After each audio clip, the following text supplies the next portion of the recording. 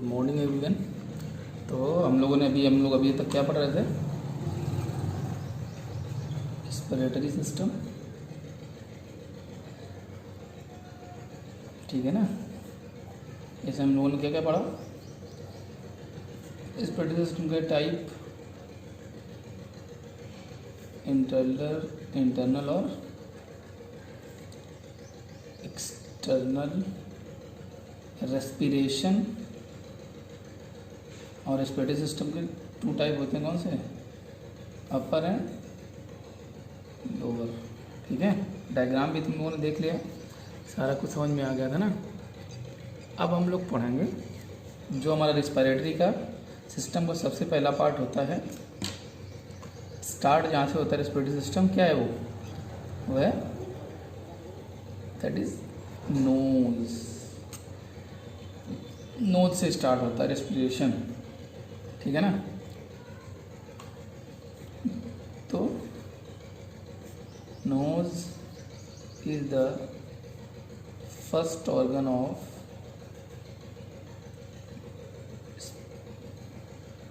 Respiratory system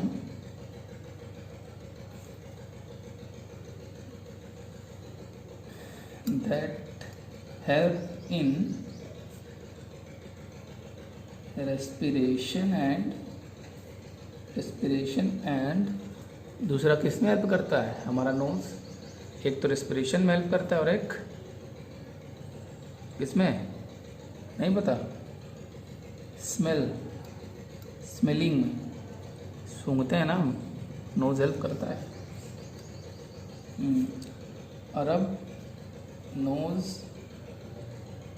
के types है ना। नोज के 2 टाइप होते हैं, और ये अपने अपने सारे नोट्स निकाल लिया करो। जो हमने नोट्स दिए थे पहले, वो नोट्स निकाल के फिर पढ़ा करो, साथ में देखते जाया करो, ठीक है ना। नोज के 2 पार्ट होते हैं, कौन कौन से? एक्सटर्नल और इंटरनल, ठीक है। तो एक्सटर्नल वाला कौन सा होता है? एक्सटर्नल क्या होता है? एक्सटर्नल नोज वो है, it is visual on face and consisting of supporting framework of bone and hyaline cartilage. क्या होता है? It is visual on face and consist with bony framework, with hairline cartilage। Cartilage का type होता है हेलाइन cartilage का बना होता है ये। और इनर में लाइनिंग होती है इसकी, इनर लाइनिंग विथ इसकी।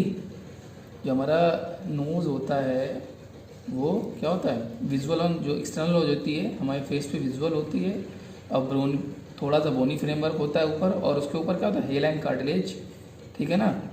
और इनर जो लाइनिंग होती है, जो अंदर जब नोज़ होती है उसके इनर लाइनिंग क्या की होती है? म्यूकस मेम्ब्रेन की। पढ़ा था ना कल, म्यूकोसा म्यूकस मेम्ब्रेन की लेयर होती है, ठीक है। और इंटरनल नोज जो अंदर नेजल कैविटी होती है, it is a large cavity of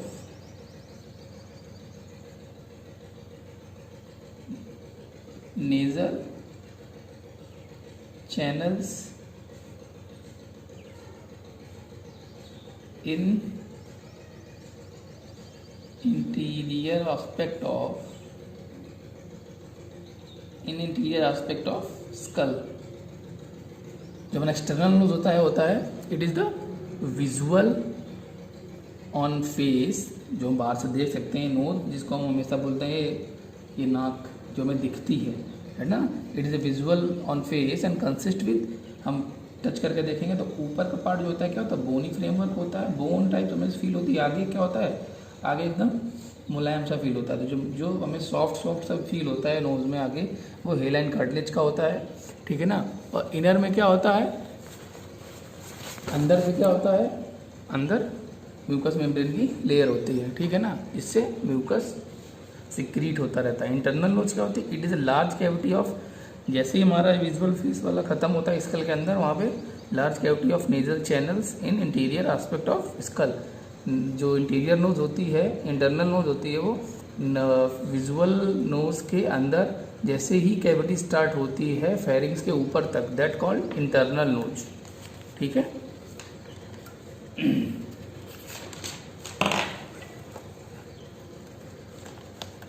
अब पढ़ेंगे अपन नोज के क्या क्या फंक्शन होते हैं। नोज के function,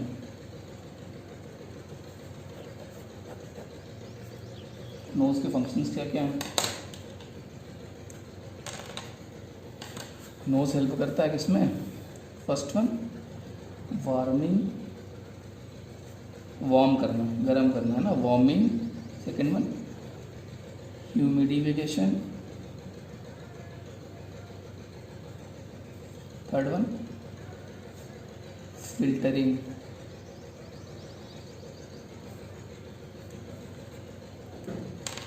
fourth one smell. Smelling में हेल्प कौन सी नर्व करती है, पढ़ा है ना, नर्व और फैक्ट्री नर्व होती है।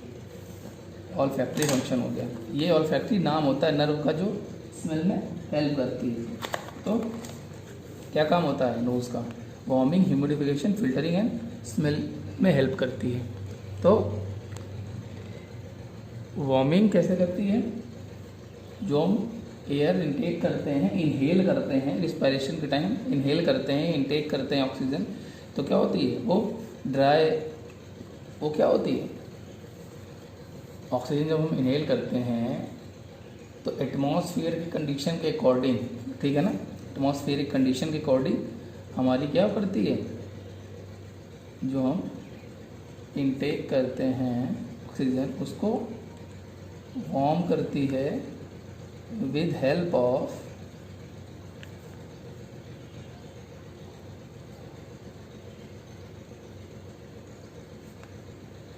Mucus membrane and blood supply.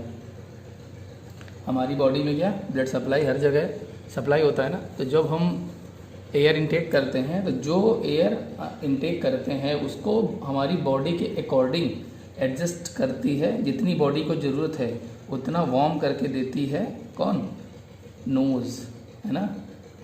ये नहीं कि हम बहुत ज़्यादा गर्म क्षेत्र में रह रहे हैं या बाहर का टेम्परेचर बहुत बढ़ा हुआ है, तो जितनी टेम्परेचर जितना हमें चाहिए हमारे लंग्स को, वो उतना मेंटेन करके देती है। ह्यूमिडिफिकेशन, जो हम O2 बाहर से लेते हैं वातावरण से, इन्वायरमेंट से, वो क्या होती है, ड्राई होती है, तो उसको क्या करता है, ह्यूमिडिफाई करती है। ह्यूमिडिफाई मतलब उसमें ड्रॉपलेट ऑफ वाटर का ड्रॉपलेट उसमें एंटर हो जाता है, ताकि हमारे लंग्स को, हमारी ब्रोंकाई को, हमारे इंटरनल जो ऑर्गन्स हैं उनको क्या ना हो, नुकसान ना हो, कुछ उनको हार्मफुल ना हो, है ना। ड्राई ऑक्सीजन अगर हम लोग लेंगे तो बहुत ज़्यादा हार्मफुल होगी, हमारे लंग्स और हमारा ब्रोंकाई, जितना भी रेस्पिरेटरी सिस्टम है वो इफेक्टेड हो जाएगा, है ना। तो ऑक्सीजन को क्या करता है, ह्यूमिडिफिकेशन करता है, किसके हेल्प से, म्यूकस जो प्रोडक्शन होता है ना, जो हमारे स्टिकी सा एक लिक्विड होता है म्यूकस, वो जो लिक्विड होता है उसकी हेल्प से क्या करता है, उसमें क्या होता है, उसमें वाटर होता है, तो उससे जब टच होके जाती है तो ह्यूमिडिफाई होके जाती है ना, वाटर के ड्रॉपलेट्स लेके जाती है साथ में लंग्स में। नेक्स्ट आता है फिल्टरिंग। फिल्टरिंग में कैसे हेल्प करती है, जो नेज़ल हेयर्स एंड ये जो म्यूकस होता है, जो स्टिकी सा पदार्थ है, स्टिकी सा लिक्विड होता है म्यूकस, क्या करते हैं, हेयर्स और म्यूकस क्या करते हैं मिलके, कोई भी माइक्रोब्स या डस्ट पार्टिकल या कोई भी फॉरेन बॉडीज, कुछ भी अगर ऐसा चीज़ हम इनटेक कर लेते हैं तो क्या करता है, हेयर और जो म्यूकस मेम्ब्रेन होती है ये बचाती है, ठीक है ना। हेयर्स तो बचाते हैं लार्ज पार्टिकल, बट छोटे पार्टिकल या कोई माइक्रोब्स होता है वो क्या करता है, म्यूकस में अंदर चिपक जाता है, क्योंकि चिपचिपा पदार्थ होता है ना, तो वो बाहर तक नहीं, वो अंदर तक नहीं जा पाता, सॉरी लंग्स तक नहीं पहुंच पाता और बीच में ही चिपक जाता है, जिसको हम क्या करते हैं, बाहर कर देते हैं, है ना, स्पिट करके थूक के बाहर कर देते हैं। थर्ड वन मेन काम होता है इसका, दूसरा मेन वर्क होता है इसका स्मेलिंग का, स्मेल करना। तो जो ऑल फैक्ट्री नर्व्स होती हैं, नर्व्स एंडिंग होती है, कहाँ पे होती है all factory nerves ending, the roof of nose, that is जो इंटरनल नोज होती है, इंटरनल नेजल कैविटी होती है, उसके ऊपर साइड में ये नर्व एंडिंग प्रेजेंट होते हैं। जो नर्व एंडिंग वहाँ प्रेजेंट होते हैं, तो जैसे ही हम नोज से या माउथ से एयर लेते हैं तो बाहर का जो एटमॉस्फेयर में जो भी स्मेल होती है वो हमें डिटेक्ट करती है with the help of air bond connection, क्योंकि जो स्मेल होती है वो बिना एयर के हमें फील नहीं होती। जब एयर होती है कहीं पे तो वो उस चीज़, वो जो जहाँ पे भी महक होती है उससे टच होके जो हमारी नेजल कैविटी में जाती है एयर, तभी हम पता लगा सकते हैं। तो एयर के थ्रू हम ऑल फैक्ट्री नर्व की सहायता से स्मेल का भी पता करते हैं नोज से, है ना भाई, नोज ये वर्क करती है। तो हमने क्या पढ़ा आज, नोज के क्या पार्ट होते हैं। Knows is the first organ of respiratory system that help in respiration and smell, जो रिस्पायरेशन और स्मेल सूंघने में दोनों में हेल्प करती है। नोज के दो पार्ट होते हैं, first one external then internal. External में क्या आता है, it is the visual on face and consist with bony framework with hair line cartilage, inner lining with mucous membrane. तो ये क्या होता है, एक्सटर्नल नोज क्या होती है, जो हमारी नॉर्मल फेस पे शो होती है, हम देख सकते हैं जिसको, है ना, और इसमें बोनी फ्रेमवर्क होता है और जो सॉफ्ट टिश्यू होते हैं उनको बोलते हैं हेयर लाइन कार्टिलेज, और अंदर से म्यूकस मेम्ब्रेन की लाइनिंग होती है। इंटरनल नोज जो होती है, it is a large cavity of nasal channels in interior aspect of skull, है ना, अंदर होती है इंटरनल नोज, जहाँ से फेस का एंडिंग आता है, जहाँ से नोज एक्सटर्नल नोज खत्म होती है, तो इंटरनली नोज स्टार्ट होती है। ये एक नेजल कैविटी जो अंदर होती है, नेजल कैविटी, उसको हम बोलते हैं इंटरनल नोज। इसके नोज के फंक्शन होते हैं वार्मिंग, ह्यूमिडिफिकेशन, फिल्टरिंग और स्मेलिंग, ठीक है। ये हो गया कंप्लीट नोज। अब एक एक ऑर्गन पढ़ते जाएंगे। तो अब हम पढ़ेंगे फेरिंग्स, सॉरी फेरिंग्स। फेरिंग्स क्या होता है, कहाँ होता है और इसका स्ट्रक्चर कैसा होता है, पोजीशन और स्ट्रक्चर। तो हम जो नॉर्मल लोग बोलते हैं ना कि थ्रोट क्या होता है, तो फेरिंग्स को ही हम लोग थ्रोट बोलते हैं। जो थ्रोट होता है ना, थ्रोट गला, गले के अंदर जहाँ बोलते हैं थ्रोट में कुछ फंस रहा है ना, तो थ्रोट होता है pharynx. It is also called throat and it is a funnel shaped, funnel that is, वो होती है ना, क्या हिंदी अपन बोलते हैं घर पे, कीप होती है, फनल, कोन फनल शेप्ड होती है, और ये 12 से 14 सेंटीमीटर लॉन्ग होती है, ठीक है ना, जो कि कहाँ से, बेस ऑफ स्कल से स्टार्ट होती है और कहाँ तक जाती है, C6 तक, C6 तक जाती है, ठीक है ना, बेस ऑफ स्कल से C6 तक जाती है, ठीक है। तो इसकी पोजीशन क्या होती है, बेस ऑफ स्कल से C6 तक होती है, इसको हम थ्रोट भी बोलते हैं, और ये फनल शेप का होता है, इसकी लंबाई 12 से 14 सेंटीमीटर होती है, ठीक है ना। फेरिंग्स के टाइप, फेरिंग्स को हम 3 पार्ट में डिवाइड करते हैं, टाइप्स नहीं होते हैं, इसके पार्ट में डिवाइड होता है। कौन कौन सा, first one nasopharynx, second one oropharynx, third one laryngopharynx. तो जो पार्ट फेरिंग्स का नेजल कैविटी के सामने होता है उसको नेजोफेरिंग्स, जो पार्ट ओरल कैविटी के सामने आता है उसको ओरोफेरिंग्स और जो पार्ट हमारा स्कल ऑफ बेस से लगा के, है ना, जहाँ से ओइसोफेगस स्टार्ट हो जाता है, जो वहाँ तक होता है उसको हम बोलते हैं लैरिंजियोफेरिंग्स। उस एरिया को हम लैरिंजियल एरिया बोलते हैं, जहाँ से विंड पाइप और ओइसोफेगस माउथ से कनेक्टेड होने लगता है, उस पार्ट को हम लैरिंजियल पार्ट बोलते हैं। ठीक है ना। कल हम लोगों ने पढ़ा था ना कि मान लेते हैं ये